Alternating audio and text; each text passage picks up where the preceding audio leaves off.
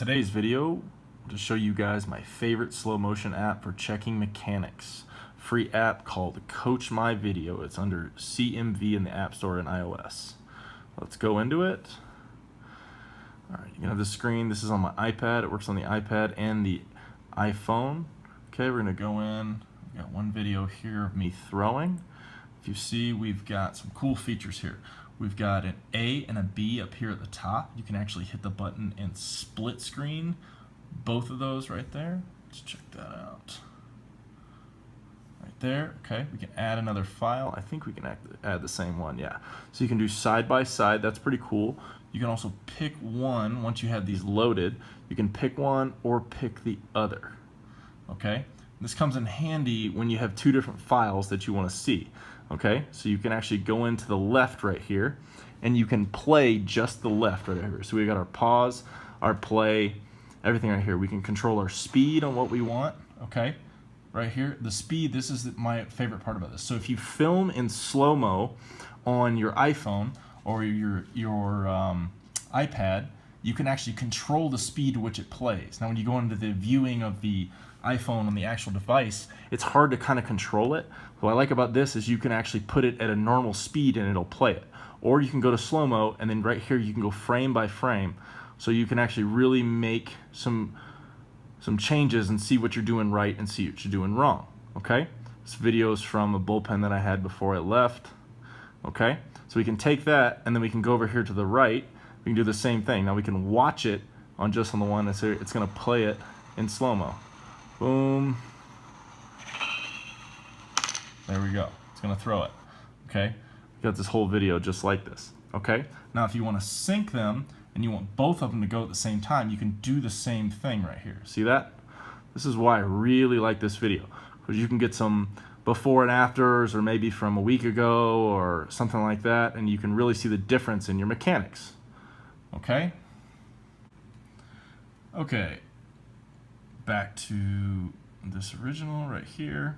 Okay, so the next thing that I really like are all these tools up here at the top. Now on your iPhone, you're actually having to hit on the top left, hit one of the zoom or the pinch or the other stuff, and you're gonna have to toggle through each one of these things. All right, so I'm gonna go through it. So it's on zoom right now, and what you can actually do is you can actually pull in, let's say you wanna watch something about your landing or see where your hands are on your device.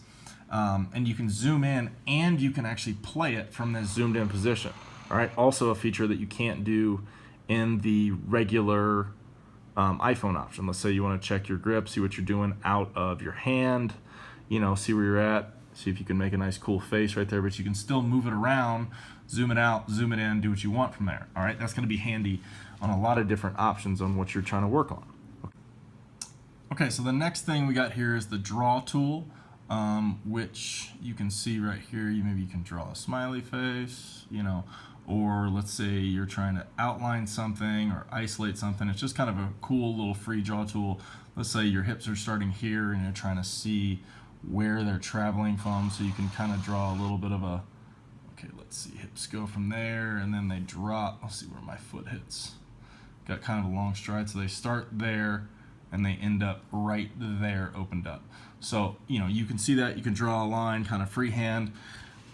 That's pretty fun. You got your undo and your clear right here, so we're gonna clear all that. We'll move on next to this arrow tool, which is kind of cool too. So let's say you like a little bit more of a clean line, you can get right here, you can draw the arrow and let's say put it right there.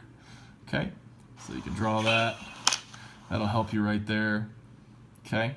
So the arrow. Okay, the next tool we got is called the line and angle tool. It's right off the arrow. I like this one because you can connect things and it gives you little angles. You can find out about stuff. Okay, for example, right there, we're gonna hit our undo.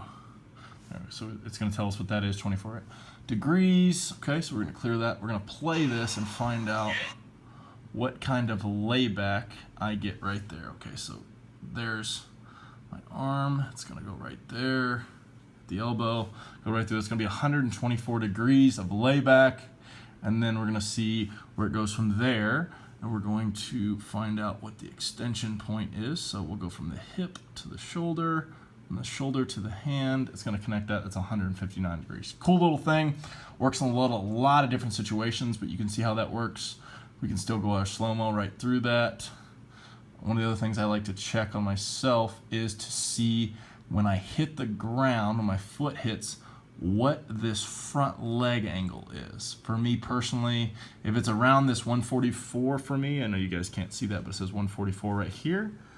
Let's see, yeah, you can see a little bit better right there. The 144 right there, that is something I look for that really helps. Also the chest to the elbow, and then the elbow to the hand right here. It is kind of finicky on the iPad though. Jeez, it's terrible. Come on now. Anyway, you can see how to do that right there. So that's something I like to check. And then I want to make sure after that 144, you can see where my foot, I don't want that foot to travel forward. I like that extension to lock out of the front leg right there. That really helps me launch my upper half forward through everything. And if you see, I really try to focus in the bullpen on finishing on one foot. I think that's huge. If you finish on one foot, you got a little bit better balance. You go from there, okay? All right, also we got the circle tool right here, okay? And the circle tool's for, a lot of guys like to see exactly what, maybe how far their head moves or, anything there. So you just pull it and you drag a circle right there. You can see where, it'll get you right in there. I don't necessarily use that one too much, but, it's not a bad little tool right there if you want it. You also got a square tool. Here's our square. If you wanted to draw something like that, that can really help you. Let's say you're trying to stay inside that box or something like that. But that's big on me. I really try to make sure, especially with these lines right here, I draw an imaginary line right here when I'm pitching anyway, and I don't want my front foot or my right foot to touch the ground after I throw the ball in front of that line. I actually tell kids when I'm doing lessons that there's lava right here in that front foot right there. Okay, let's go back to that. I tell kids there's lava right here. And this foot right here and this foot cannot touch in the lava, otherwise you'll lose your foot. All right, that's something that's really gonna, if people's working on front leg extension or not rolling through your front foot right here, if you do everything in your power to push back up the mound, so let's use our thing right here. If we push back up the mound right here with our force on our front leg when we hit the ground, it's going to help us stop. So we have to stop just as hard as we are pushing in order for us to stay in this position with our front foot. So if we use our circle tool and draw a little circle right here, we don't want our foot to travel past that right there. Okay? All right. Let's see. Let's clear that. Let's get through. Little tip for everybody over here. I really like the view of behind the pitcher to see where the ball is right here. If you can see, I'm going through my mechanics, checking my timing right here. Might have separated a little early right there for my liking for right now, but I stay closed all the way down the mound. But I can really see that I open up just a little bit early before my foot hits the ground, right?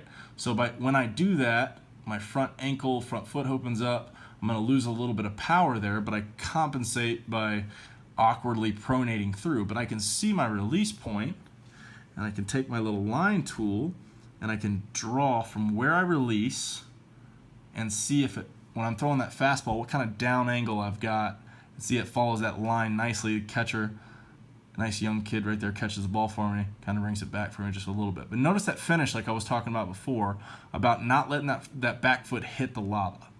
Okay, so this should be around the same angle. Let's see if we get that nice down angle right here. See, if you separate from this position right here, like I am just a little bit, you can see hands stay together just a little bit longer. You're actually going to throw harder when that foot hits the ground. Boom, foot hits the ground. I'm a little bit open, but I got a good scapula to get through it. Then there's the ball, got a nice down angle, and I get even lower and it's a lot of timing. A lot of people talk release point or mechanics, but I really try to preach timing and feel. Okay, so the angle changed a little bit. Let's check this out. Let's see, we should be able to figure out what the angle is that I'm releasing the ball at here. So let's see. Boom. Okay, so that's where I'm releasing the ball. So we're going to go to the catcher from there. and then try to make a flat line from there. That's about right there. So it's saying that angle right there release is about 24 degrees if it follows that right there. Pretty good pitch right there. For me personally, I can tell when I feel like my front foot grips the ground and I've got a nice strong front foot when I let go of it and everything rolls through and that right leg swings through like that, that's what I try to feel every time when I'm trying to let it go. Okay. Okay, on this one I'm adding a little bit of a variation with a step for a windup. My timing on my windup's a little bit even better. So that's why when I get that foot down, I'm in the cocked position. This looks like, judging by my hand right here, let's go to our zoom tool and we can see right here that I am throwing a two-seam fastball. Okay, so that's a good example of you can see kind of where your hand's at on the situation right there. Okay, so let's take that, let's hit the slow-mo. You can see my pronation nicely. I love the iPhones over the Android just because of the quality and the slow-mo when you go through everything. Okay, so let's see that in real speed. See how slow that I'm throwing right here. Okay. Okay, good. Okay, there's another one. That one had a lot more movement on it. But same thing, if you watch my mechanics go right through, this is why I love this app. You can spend hours really trying to break down your mechanics and see what you're doing wrong, what you're doing right at release point. I know a lot of baseball players are visual learners, and this is why I think this is important. If you don't have anybody that can film you, you can get a tripod at Walmart or Amazon with an easy connector. I'm going to have one of my buddies on the podcast soon, and we're going to try to put together a little kit for you guys so you guys can get what you need to film yourself. Because if you can just prop it up behind you and you're throwing to a catcher, you don't need a third person to hold your phone. Just set it on record and do what you need to do. Okay? All right, hope you guys enjoy. Don't forget to subscribe, like, and comment, and let me know what you guys think. Also, let me know what your favorite app is, and if you got any more questions.